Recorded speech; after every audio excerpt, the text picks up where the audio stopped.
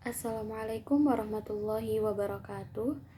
Yang terhormat Ibu Husnul Khotimah selaku dosen pengampu mata kuliah pengembangan Al-Quran Hadis di MTS dan MA, serta teman-teman yang saya cintai. Perkenalkan, nama saya Ulin Nuha dari Prodi PAI semester 5 kelas ekstensi. Di sini saya akan menganalisis buku Al-Quran Hadis Madrasah Aliyah kelas 10 yang dengan materi kebenaran Al-Quran pada semua aspek kehidupan.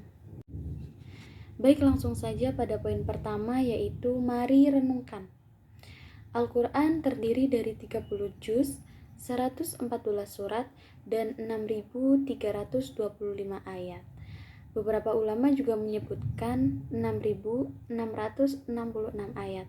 Kesemua bagian tersebut adalah kalamullah yang dapat dijadikan rujukan oleh umat Islam dalam kehidupan keseharian mereka. Dari sanalah hukum, ajaran, dan pokok-pokok keimanan serta pengetahuan umat Islam berasal dan dikembangkan. Isi kandungan Al-Quran yang sangat luas dapat mencakup seluruh aspek kehidupan umat Islam yang meliputi akidah, ibadah, dan muamalah, akhlak, hukum, sejarah, dan dasar-dasar ilmu pengetahuan atau sains serta teknologi. Jadi pada paragraf ini menurut saya tentunya ada aspek faktual yang mana di sini disebutkan ada berapa juz dalam Al-Quran, surat serta ayatnya.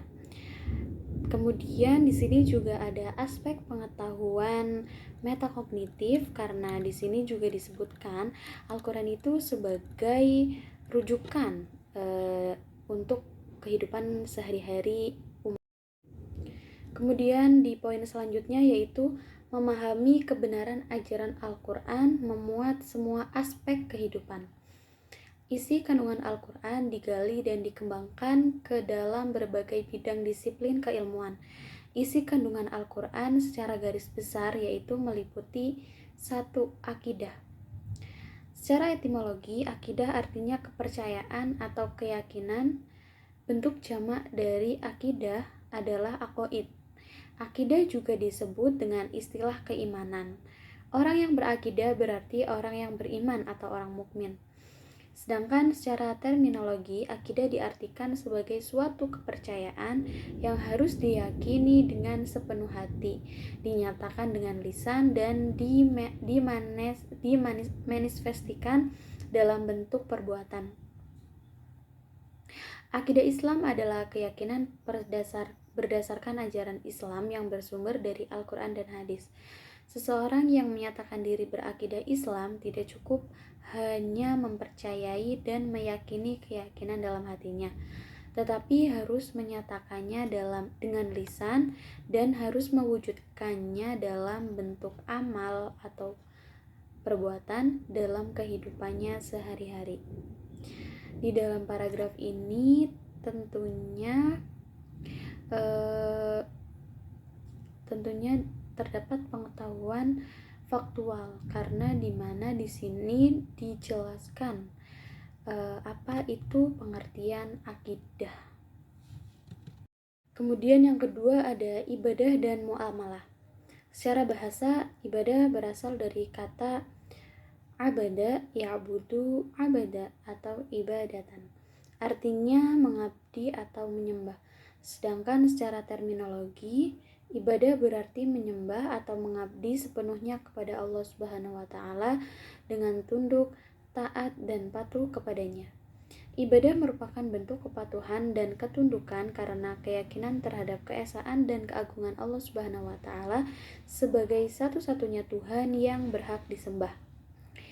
Pada paragraf ini tentunya terdapat aspek pengetahuan faktual di mana di sini dijelaskan apa itu pengertian ibadah secara bahasa dan istilahnya.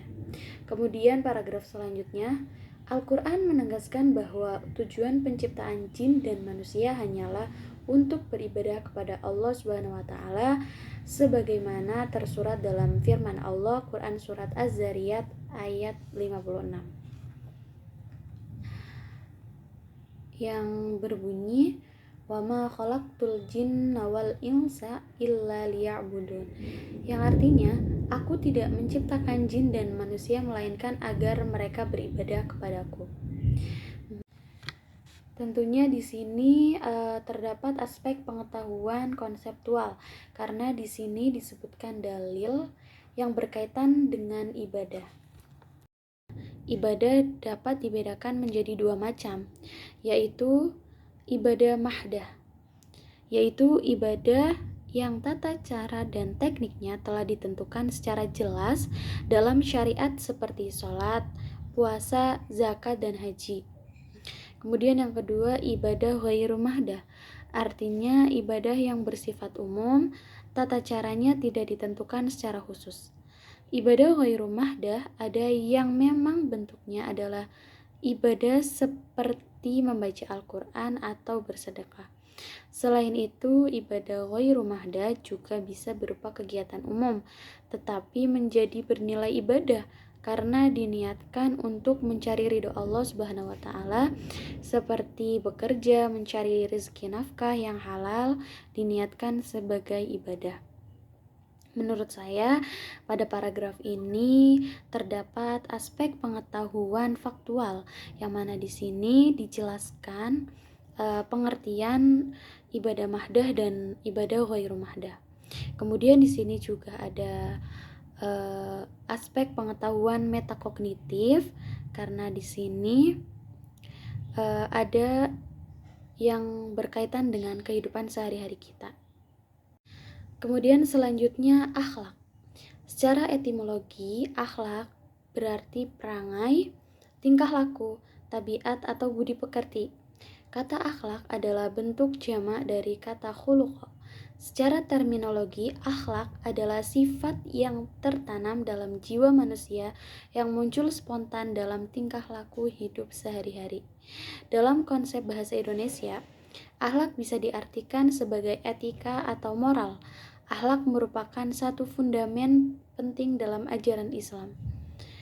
Rasulullah SAW bahkan menegaskan bahwa tujuan diutusnya beliau adalah untuk memperbaiki dan menyempurnakan akhlak mulia. Dalam paragraf ini tentunya terdapat aspek pengetahuan faktual yang mana di sini dijelaskan definisi apa itu akhlak secara bahasa dan secara istilah.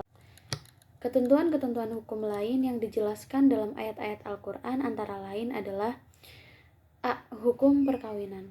Antara lain dijelaskan dalam Al-Quran surat Al-Baqarah ayat 221, Al-Maidah ayat 5, surat An-Nisa ayat 22-24, surat An-Nur ayat 2, surat Al-Mumtahanah ayat 10-11.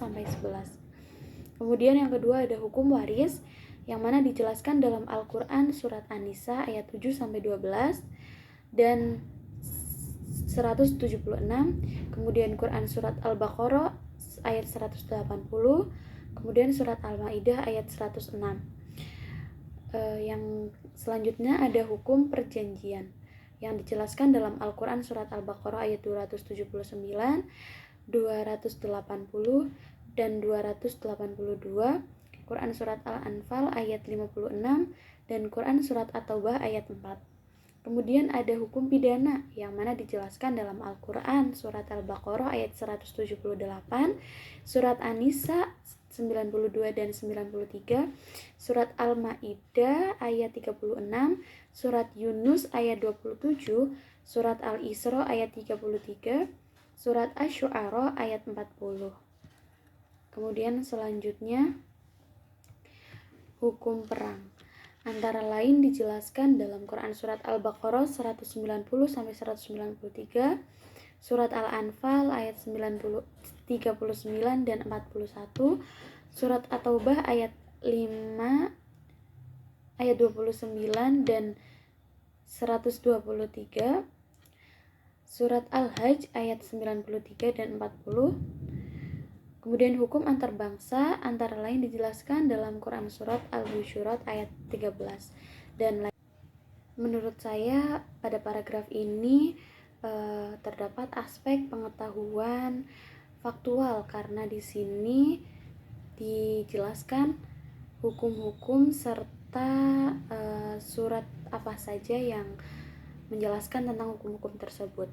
Kemudian ada aspek pengetahuan metakognitif karena tentunya hukum-hukum tersebut itu ada pada dunia nyata. Baik teman-teman, kita lanjutkan. Di sini ada poin yang terakhir yaitu ayo berlatih. Di soal pertama saya bacakan, bacalah ayat Al-Qur'an di bawah ini dan sebutkan kandungan pokoknya. Nah, di sini pada soal ini ada aspek pengetahuan konseptual di mana siswa disuruh atau ditugaskan untuk membaca ayat tersebut, kemudian disuruh menyebutkan kandungan pokoknya. Kemudian pada soal selanjutnya, sebutkan isi pokok kandungan Al-Quran, jelaskan pengertian ibadah, bagaimana analisis saudara tentang ayat-ayat saintifik dalam Al-Quran, jelaskan maksud hukum Islam bersumber dari Al-Quran. Nah, ini merupakan aspek pengetahuan faktual yang mana jelas tentunya nanti disebutkan apa itu pengertian ibadah, apa itu maksud hukum dalam Islam.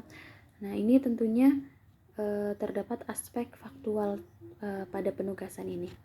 Kemudian tugas selanjutnya, amatilah perilaku orang di sekitarmu yang berpegang teguh kepada Al-Quran. Berikan tanggapanmu terkait dengan pengetahuan dari Al-Quran. Nah, aspek di soal yang terakhir ini